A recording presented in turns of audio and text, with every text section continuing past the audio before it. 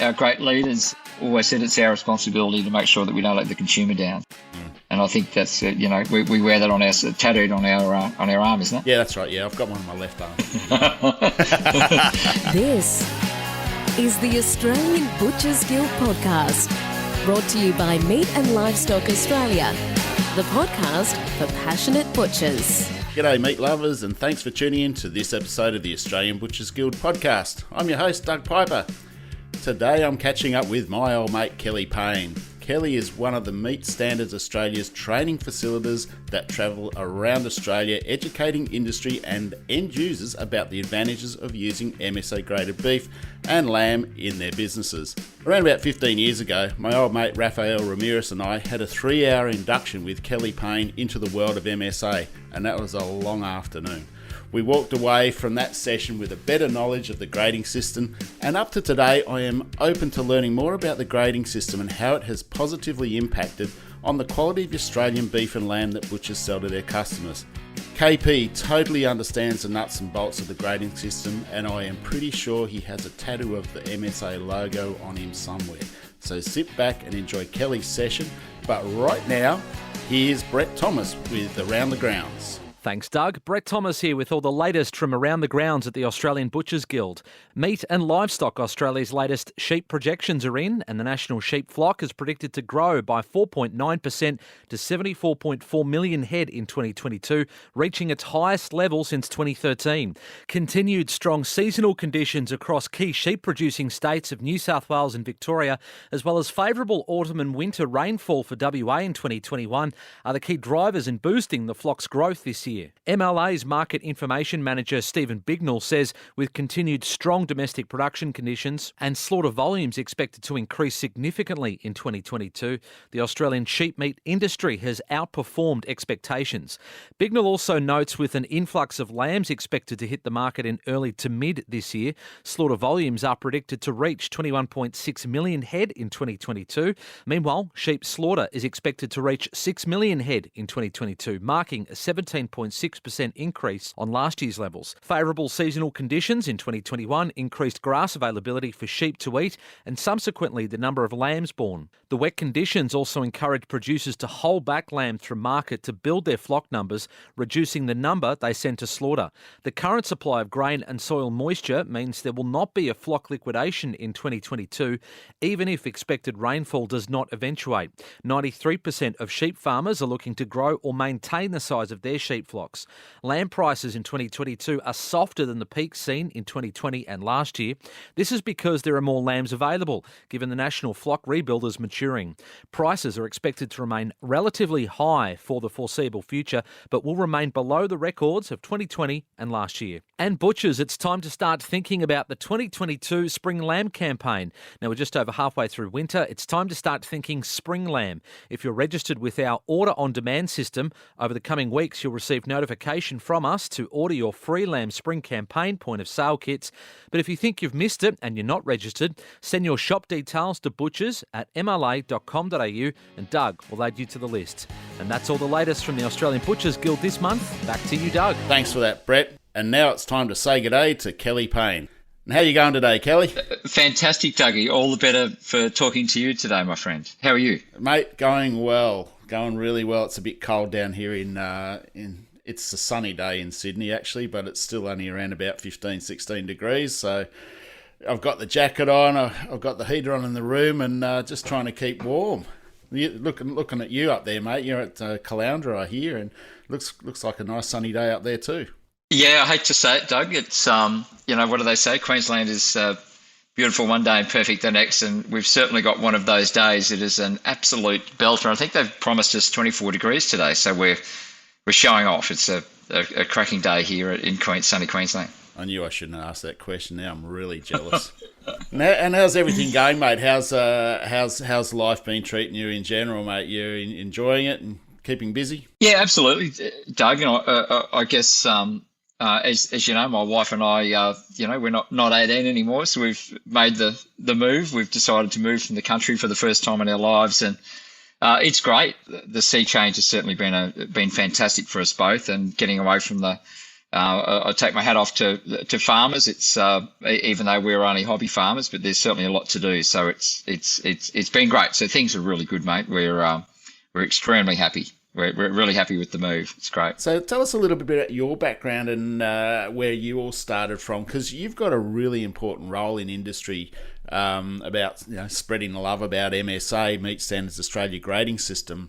But where did you first get involved in the industry? I suppose where did it all start for Kelly Payne? Yeah, that's a great question, Doug. And I think looking back, you and I had a few chats about it. But looking back on your history and the path that it takes.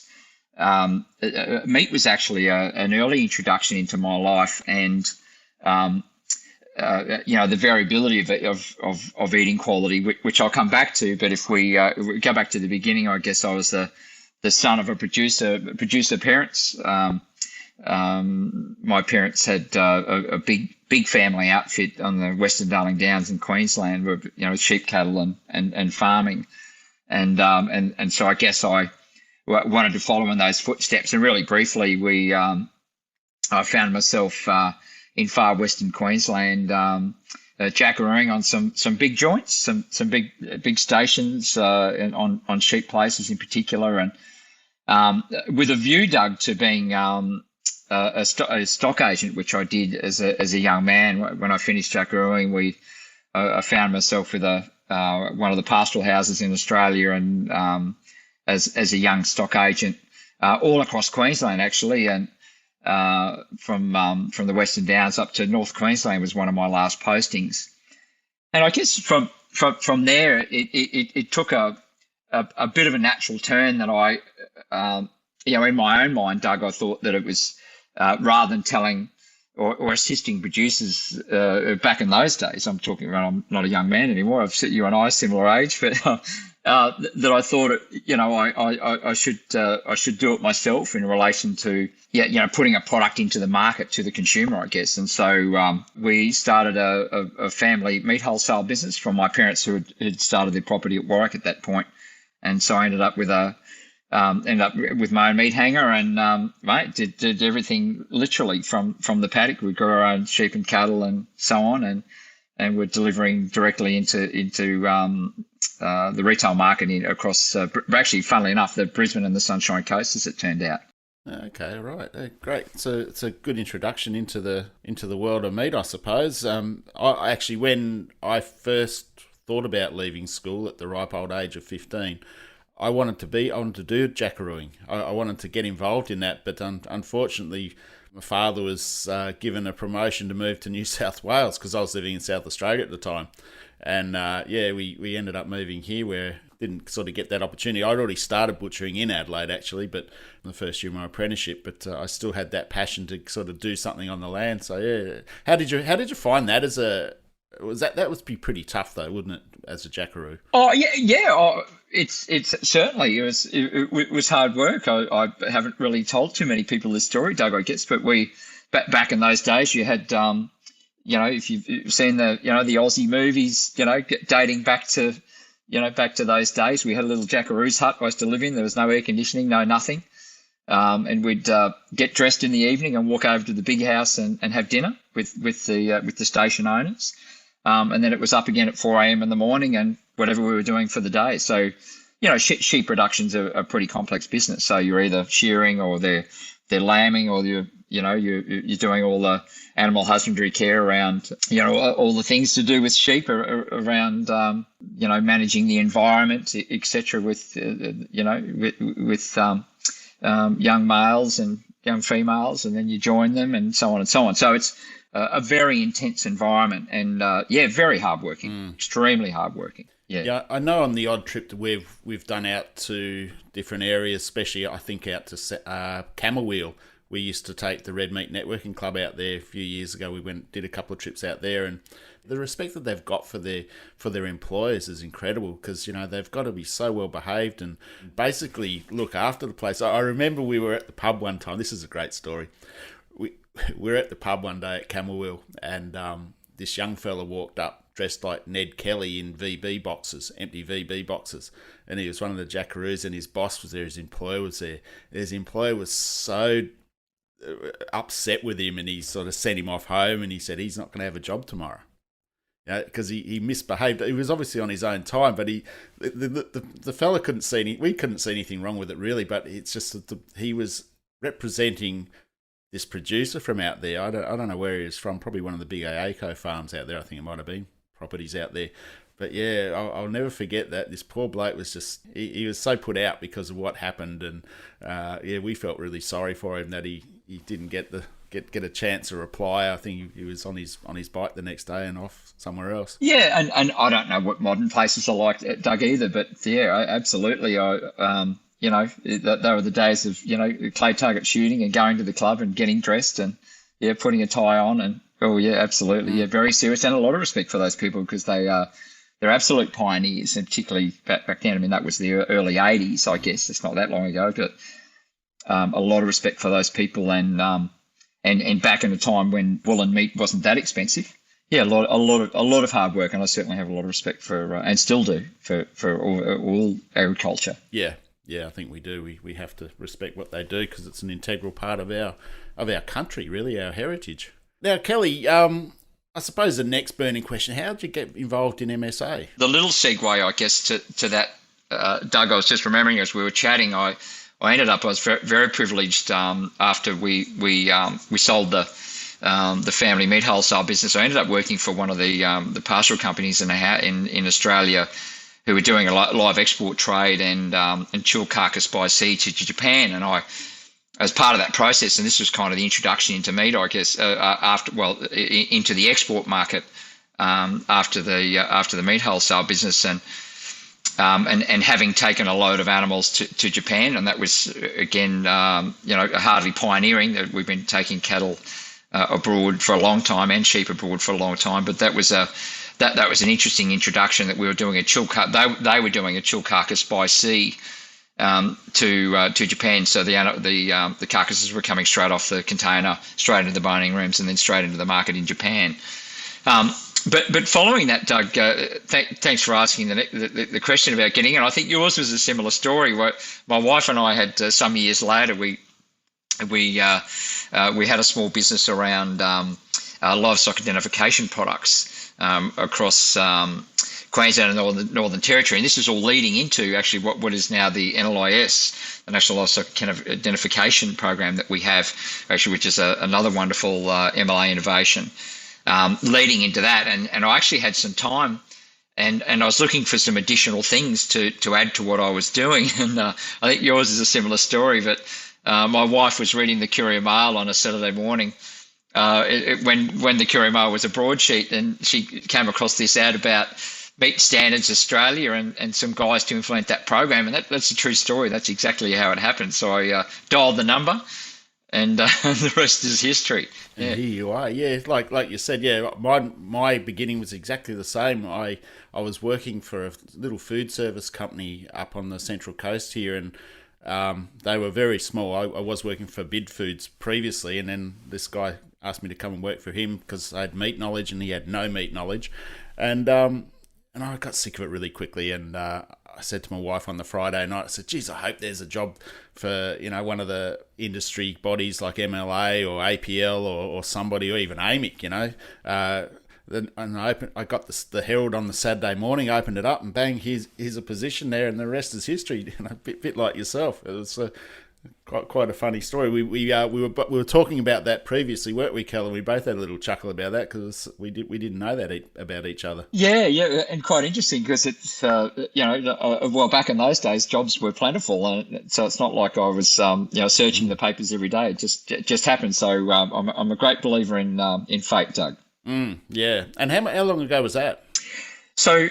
Yeah, that was actually the 13th of April in 1999. So it's 23 years ago. Wow, yeah, so you've had a long history with it. So a long time, mate. Yeah. Program's changed so much since the very early days, hasn't it? The grading system's changed. It's got better and better as the years have gone on. Yeah, and that's a really great question, Doug, and we don't reminisce too much, but the original program and the program today are very similar. The fundamentals of the program are very similar in that everything's based on consumer sensory. And just for the listeners, we'll just remind ourselves of how it all began, I guess. So that was 99. They ran a pilot through butchers in Brisbane with our good friends, as you remember. Glenn and Gary ran a pilot. Oh, actually, I think it was Glenn Burke back in those days. Ran a pilot program through a number of butchers in Brisbane. So that was in 98, and then the original development and the building of the modelling was all prior to that. So it's been around a long time now.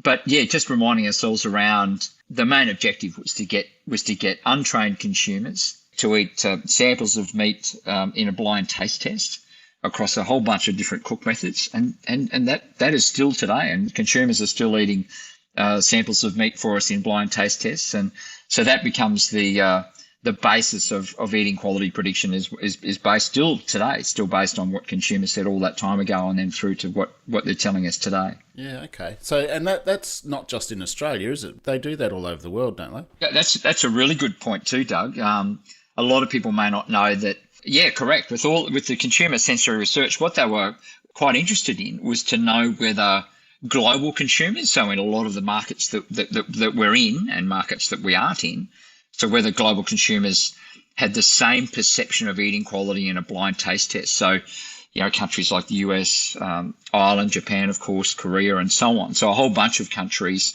And what was really fascinating about that research, so taking Aussie beef offshore and asking consumers in global markets, was that the perception between a good, better, best and a fail, if you like, across global consumers was very similar to Australian consumers. So how the consumer determines eating quality, by and large, across those characteristics is very similar. Yeah. Wherever you go. Yeah. Quite amazing. Yeah, that's good. Well, that shows consistency, doesn't it? That's for sure. After the taste test, that's part of it. So the whole paddock to plate side of the grading system is quite unique, because the US has their own grading system, and I think there's other various ones through Europe as well. But how does ours compare to other grading systems in the world? Because Australia is such a unique beef production system, we have things like transport. So we've done a lot of research around transport and transporting animals and how they present for processing around that. So a lot of MSO research is done about that, and those animals then go before the consumer to determine those sorts of things. So we have on farm, we have transport, we have time in relation to getting animals to process, and then there are the other characteristics that we know that we look at. So around, all of the common ones that everyone understands, and that's marbling, meat colour, fat colour, and then we look at the skeletal frame through ossification to look at maturity in animals, which is really important, and then pH and so on. So yeah, all of those characteristics, and making sure it's the critical control points in that process, and making sure that we've got all those covered, and that everyone is playing their part. And you're right, absolutely right. So all the way, all the way from the producer all the way through to processing, and then also, funnily enough, then monitoring the chilling process. So looking at some of the more the nuances around humidity decline and temperature decline of beef carcass in processing as well. So it's all really important, so critically important, and a lot of that then relating back to consumer blind sensory. So consumers giving us the feedback around those systems to making sure that those systems are maintained, and it gives us the best result. But one of the big things is the brand. So they all vary from each other. So using the brand is a lot better for the consumer than just calling out MSA like butchers used to call out before. It's all MSA beef. They in a way it was looked upon as like MSA was a brand, but it's not actually. It's the brand owner itself that uses the grading system to promote the quality of their product. Yeah, as you and I both know, MSA is not a brand. It's just an eating quality system that underpins the brand. You're exactly right. And so in Australia, we now boast over 200 licensed MSA brands across Australia. So there are so many. So it's like the if you like, it's like the wine industry. There are everyone's got their brand, and they've got their different production systems around that. Their different breed types. They're making marbling claims. grass-fed, grain-fed, all of the different claims that people are making.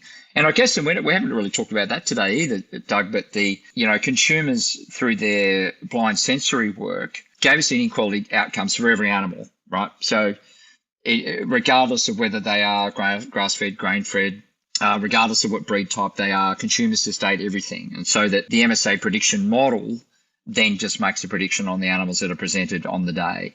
So there is no differences, if you like, through consumer sensory, that all animals are judged equally, if you will. So in relation to brands, because there is so much data, if you could imagine, we're now talking 23 years or longer, or actually more than that, of data behind all the consumer sensories and the model that does that predicting that we find ourselves in that we provide data analysis consultation services to brands to assist them to get through mountains of data and making sure that they can meet those brand requirements that they're looking for their different brands. And I think butchers in particular, the guys that we're talking to today will understand the different brands, and so that's the part that MSA plays in taking that consumer research and then identifying all the differences in the animals that they're presenting, and then they can package them up into the groups that they prefer, or the groups that they want to turn into those different brands.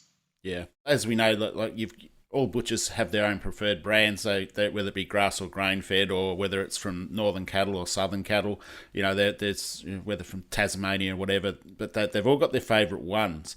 But one of the key, I think, things that a lot of butchers don't understand, especially maybe a lot of the younger ones these days, that is the carton end panel, and how crucial that is to use the information on the carton end panel. Is that's still relevant today? Oh, absolutely. Yeah, absolutely, Doug.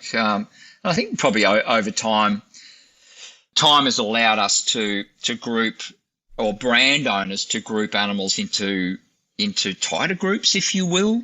So they're getting, if they've got their top tier brands or whatever they are. So the animals that are falling to those groups are of what we refer to as like eating quality. And so the carton end panel then becomes the identification of that group. So it'll give us an MSA 3, 4, or 5-star rating on the carton end panel. It'll then give the preferred cook method according to consumers, and then it'll have an aging requirement according to that group of animals. And the aging requirements can vary nowadays from the minimum of 5 days, as you know, Doug, through to whatever it might be, whatever's been allocated to that particular brand. But yeah, the carton end panel will reveal a lot of information, particularly looking for the MSA or those letters MSA to begin with, and then reading some of the detail around eating quality, aging, etc. Yeah, I think that's a big thing a lot of butchers miss is they look at the carton end panel, they read what it is, it's strippy or cubey or whatever, and then they see MSA and that's it. But they don't pay particular attention to what the other information is there, because that's crucial to what they're going to be selling to their customer as a grill or a stir fry or a roast. They need to take that into account when doing that. Yeah, and I think if you look at the current adoption numbers, Doug, that we're looking at, around 53% of adult slaughter in Australia have ended up being graded here in Australia. It's huge. And then when you throw on top of that, so it's a very big number nowadays. They're a far cry from the early days when there weren't too many. Yeah. And then you throw on top of that. So I guess for your listeners, just on what you were talking about, that the cut by cook combinations, or what we call the cut by cook combinations. So if you take all the muscles in a beef carcass and then you multiply over the top of that how many cook methods there are according to consumers. So there was originally, not originally, but more recently, there were eight cook methods across the beef carcass, which gave us around 169 cut by cook outcomes. The current model, we call it brand new. It doesn't happen very often. We don't build a new model very often, but the new one has now got 12 cook methods across the beef carcass, which gives us an outcome, and this number is very big. So there are 275 different cut by cook combinations across the beef carcass nowadays. Right. Wow, that's huge. It is huge, and so the 4 new ones, just while we're at it, I guess, is cold roast meat. There's 2 of those that we've given to consumers in a blind taste test. It's a 2 millimeter thin sliced cold roast meat. a 10 millimeter cold roast meat, and then sous vide diced, so which is in the bag and cooked, as we know, through a constant temperature, and then combi ovens, which Doug, you and I bump into from time to time in fact, in most commercial catering. Yeah, a lot of butchers are starting to really adopt that type of, I suppose, whether you call it butchery or not, but they're putting combi ovens in their stores, and they're providing a roast or some sort of a dish to their customers as an alternative to taking home fresh stuff. They're looking at cooked product as well. So a lot of this information is great for them to use. Yeah, absolutely, and I think, as we move forward, and then we've got I think there's some consumer testing around the low and slow. I think you're a fan of that, Doug. The low and in the backyard. So I think we've still got room to expand. That we've got some more consumer data coming around that. So hopefully we can continue. The producers who own the program, of course, they still fund all of this research. So it's ongoing.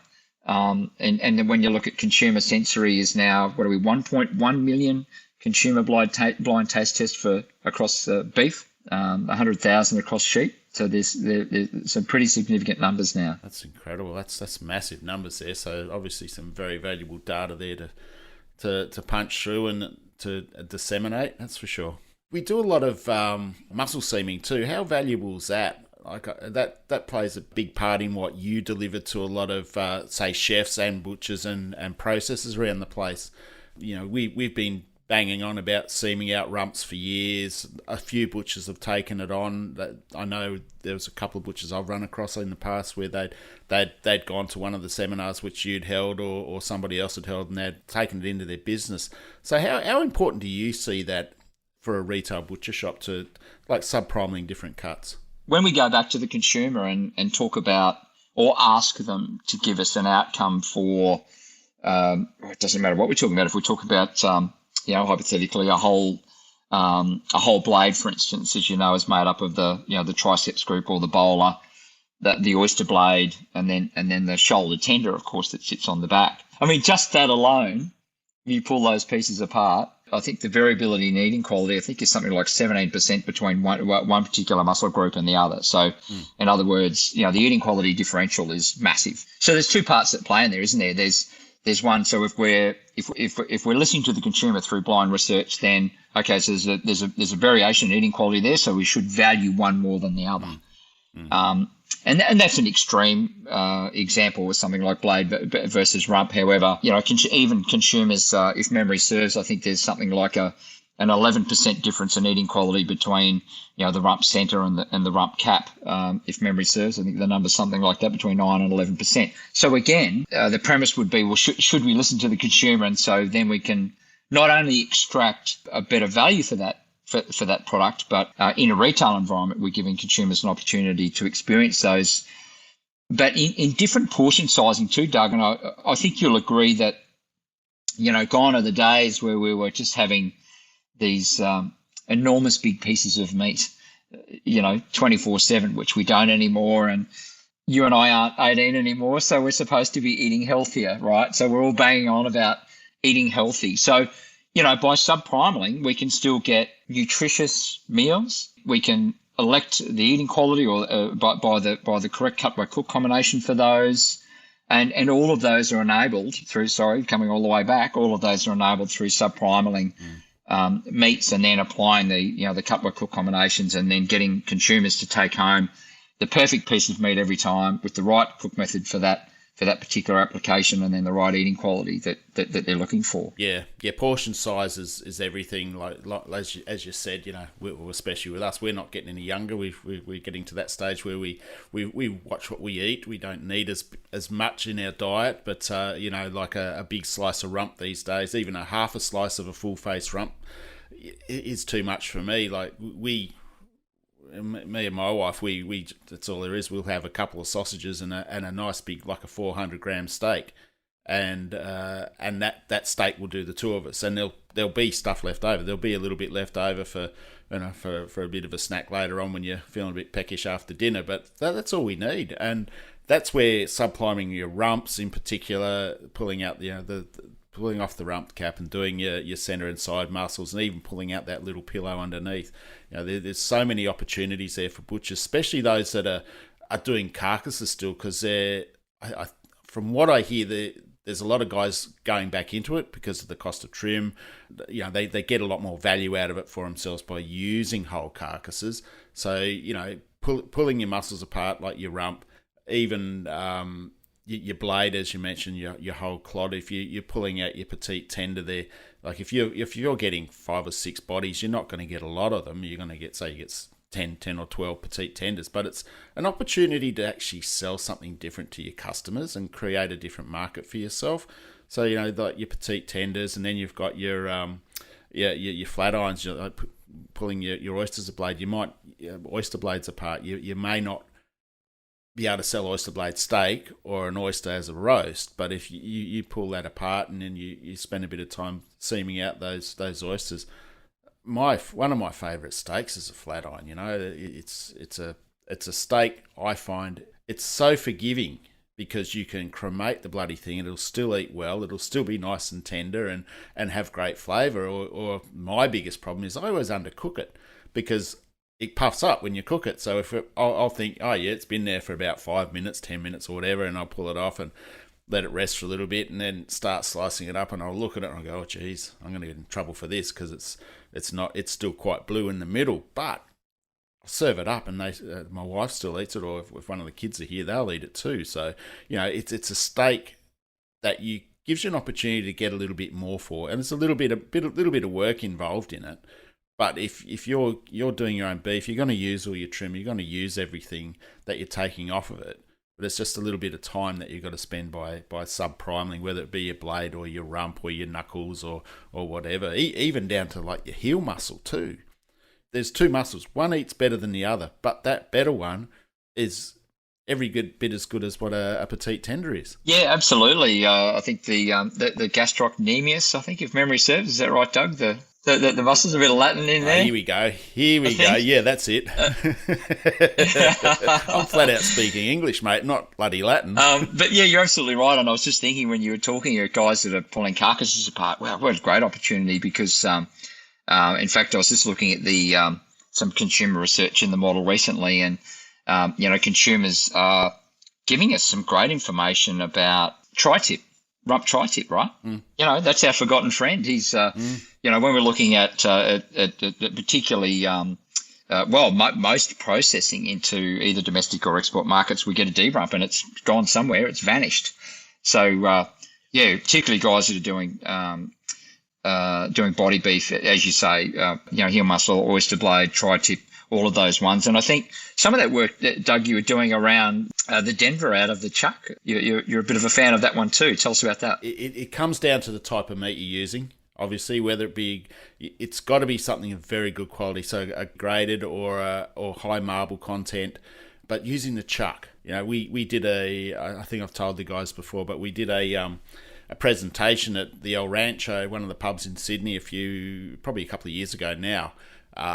And we were looking at subpriming different cuts, so we pulled the chuck apart. So we got I think it was a Marble Score 6 Wagyu chuck roll, pulled the chuck eye log out of it, so we had the rib meat on one side and we had the chuck eye on the other. I sliced the chuck eye up all the way through, and we gave it to the chef to cook up as a grill.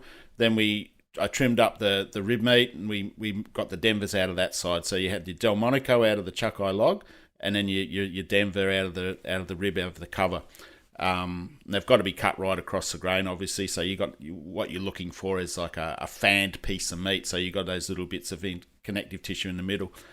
And chef cooked them up. So at half time, we all sat down for a beer, and then they brought out all this meat all chopped up and said, try this. And after we got back into it, we said, okay, fellas, what have you just eaten? And there was a couple of rump, I think, or it was strippy, or one guy said, I think that was chuck, but I can't be 100% sure because it was so bloody tender. And we said, well, look, you just ate chuck. So we showed them what we did. And just things like that, it just gives you something different to do for your customers, something to sell. It might cost a little bit more, when you're selling it to your customer, do you sell it as chuck? No, you don't sell it as chuck. When they ask, where does it come from? Why I haven't seen it before? You can always sort of, butchers are pretty inventive when it comes to telling a story. So it's a cut from the forequarter that we don't normally use, and it's a continuation of the Scotch fillet as it runs into the forequarter. That's where you get the Delmonico from. And the rib meat, where do you get the Denver from? Well, it's actually part of the short ribs, because that meat runs all the way along the back of the animal into the forequarter, and it wraps around the continuation of the Scotch fillet.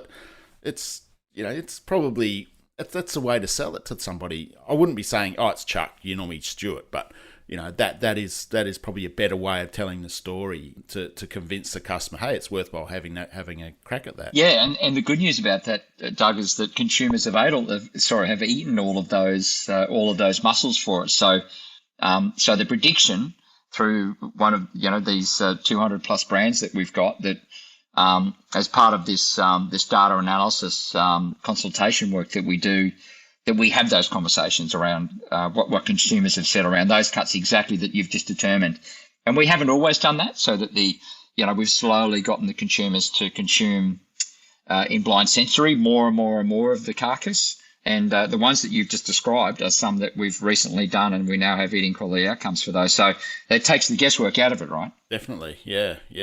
So how much further can we go? Is there anything else? Have you seen anything or heard anything, new cuts, or because we've just about exploited the whole animal, I think, as far as we can go in regards to muscles that we can pull apart. Have you seen anything lately, or working on anything that you can share with us?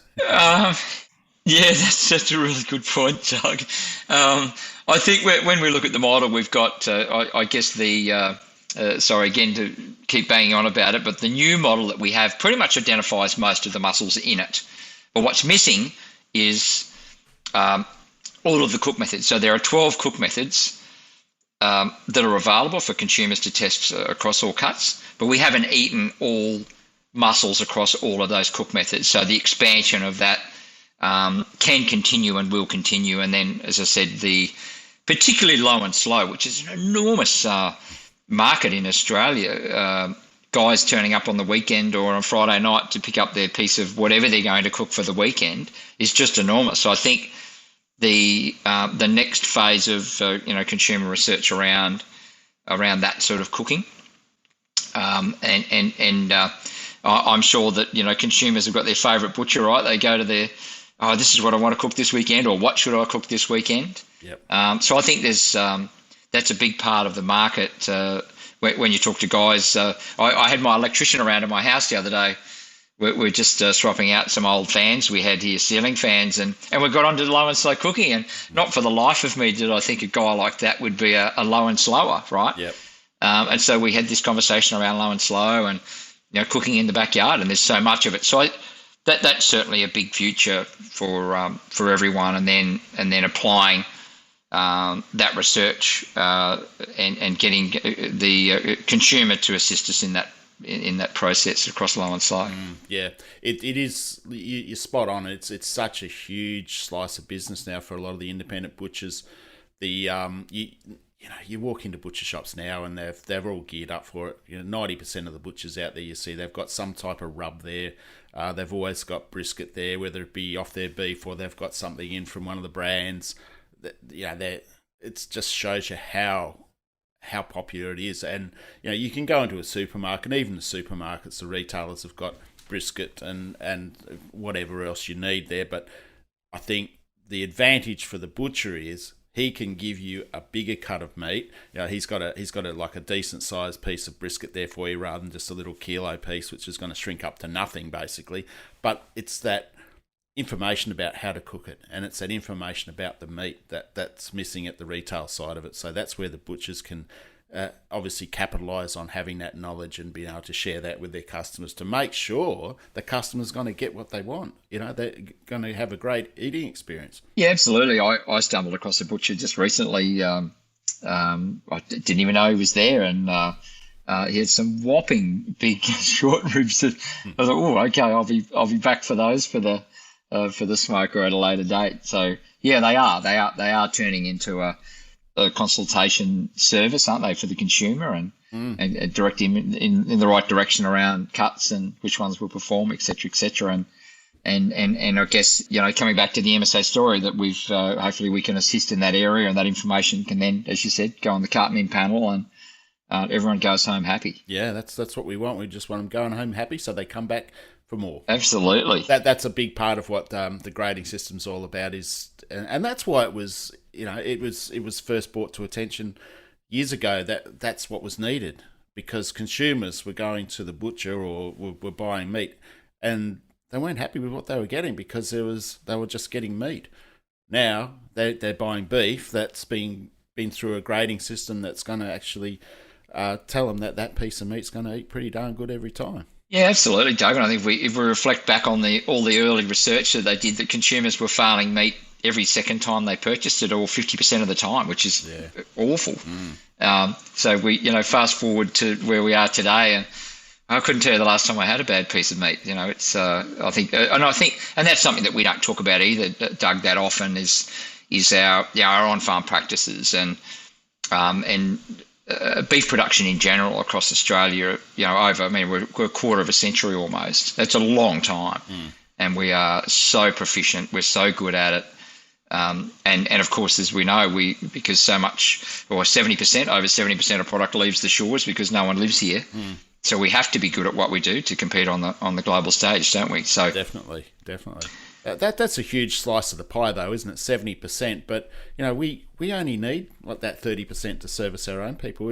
I hear it every now and again. You'll get somebody say, whether it be not so much a butcher, but it'll be somebody I might bump into at a party or at the shops or whatever, and they say, we never get any deep. We always send the best stuff overseas, but that's not the case whatsoever. We have got access to whatever you want, whether it be not marble score 9 Wagyu or a grass-fed strip loin that's been graded MSA. We've got such a variation of meat available to us, and the story that we send everything away, that everything that's any good overseas is just a load of rubbish, because you've just got to find the right butcher. You've got to have the right. You got to go to the right place to find it. It's like buying a car. You want a Mercedes, or you want an MG, or you want an old dirty old Holden or something like that, Yeah, absolutely. You're right. And I hear that a lot too. People get quite confused about that, but everything that goes offshore you can have here, absolutely. But I think, what's very unique about that, as you just said, I often go up to a guy who bones his own carcasses just up the street from me, because I can get bone-in product, right, which is quite hard nowadays. So you can get, everything from any bone-in, domestic beef right through to, as you say, high marble product, anything you like. We are in a very unique country with very unique product from one end to the other. We're not, we're not a mono culture where everything's, everything enters a feed yard and they're all exactly the same as they come out the other end. People's attitudes towards all kinds of different food. We are so lucky because you can get all kinds of different beef in Australia. So lucky. Yeah, definitely. Like you said, we export a lot of beef and lamb overseas, and we're not into the US, which is a market I've had a little bit to do with over the years. We're not competing against what they're selling there, what they're growing there, because predominantly they're all grain-fed product in the US. We're selling a grass-fed product, which is quite unique. There's only a few countries in the world that can boast a grass-fed product, a grass-fed system like what Australia has. Yeah, absolutely, very unique. And again, coming back to the MSA program or the consumer research around that allows us to have this wide variety of production systems in Australia, doesn't it, Doug? So rather than having a guess, well, these animals are okay and we put them up for processing, we can now put animals up, or have done for a long time, put them up, run the consumer research over those animals, and we'll get an eating quality grade at the other end. And that just takes all the guesswork out. And again, as we said, make sure the consumer's happy when they go home. Yeah, no, it's great to be a great industry to be involved in, no matter where you are along the chain, whether it be from producer all the way through to serving the customer behind the butcher shop counter. It's something you can be proud to be involved in, because at the end of the day, if the customer's happy, the whole system's working well. Yeah, absolutely. And I think a nice place to put this little saying, but one of our great leaders always said it's our responsibility to make sure that we don't let the consumer down. And I think that's we wear that on our tattooed on our arm, isn't it? Yeah, that's right. Yeah, I've got one on my left arm up here. Fantastic to catch up with you, mate, and listen to how passionate you are about the grading system. As I mentioned in my intro there, I remember the first time that I caught up with you, which was back in the Brisbane office, where you did an induction with Rafa and myself for about 3 hours one afternoon, and we walked out of there. Our heads were spinning, but it was such a enlightening sort of thing, knowing nothing about MSA to walking out with a bit of knowledge, but it's never stopped. It's listening to guys like yourself over the years and reading and whatnot, and really begin to understand how important the grading system is for our industry, and thanks a lot for all the hard work that you put into it over the years.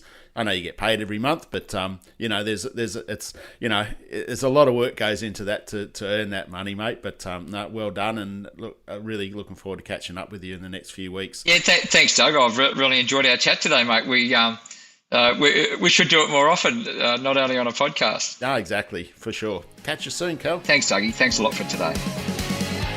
Well, that wraps up this episode of today's podcast. I hope you found the info on the MSA grading system useful, and it gives you probably some more confidence about how the eating quality system works to ensure your customers get the best eating experience eating Australian beef and lamb every time. If you want to know more about the MSA grading system, we have some more information on the Australian Butchers Guild website, australianbutchersguild.com.au, or contact us directly at butchers@mla.com.au. Don't forget to subscribe to the podcast so you don't miss an episode, and thanks for listening.